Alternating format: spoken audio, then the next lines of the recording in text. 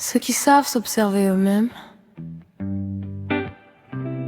et qui gardent la mémoire de leurs impressions.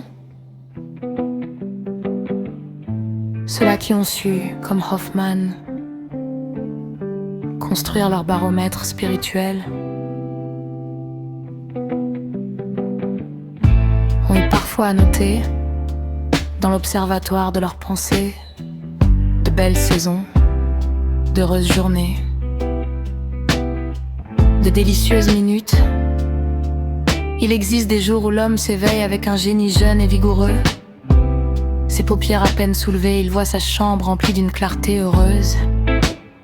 Et il se sent renouvelé, pour ainsi dire, dans son être moral.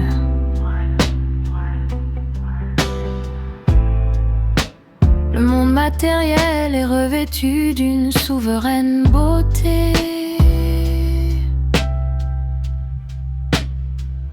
L'homme satisfait de ce spectacle qu'il n'a pas encore nommé se sent plus heureux et plus fier que s'il possédait tous les trésors de la terre.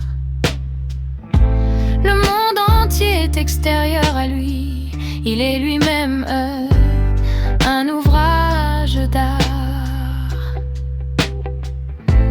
Il est sa propre poésie, son propre tableau. Il est l'harmonie, il est la couleur. Les heures marquées par l'horloge sont plus profondes et plus solennelles que jamais. L'aiguille avance avec une délibération mystérieuse. Les minutes sont maintenant musicales, maintenant parfumées. Maintenant parfumée et musicale à la fois. Même quand l'horloge sonne l'heure, c'est avec un son plus riche et plus harmonieux, comme si elle avait reçu le don de la parole.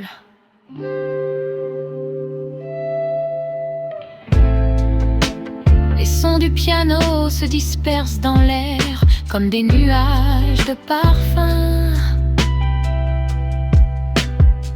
Les yeux se fixent sur un point de lumière. Les paupières se ferment lentement. Les visions commencent. L'homme est maintenant en pleine possession de sa faculté poétique. Il est un dieu. Parmi les drogues les plus propres à créer, ce que je nomme l'idéal artificiel. Laissant de côté les liqueurs qui poussent vite à la fureur matérielle, et terrassent la force spirituelle et les parfums dont l'usage excessif, tout en rendant l'imagination de l'homme plus subtile, épuise graduellement ses forces physiques. Les deux plus énergiques substances, celles dont l'emploi est le plus commode et le plus sous la main, sont le hashish et l'opium.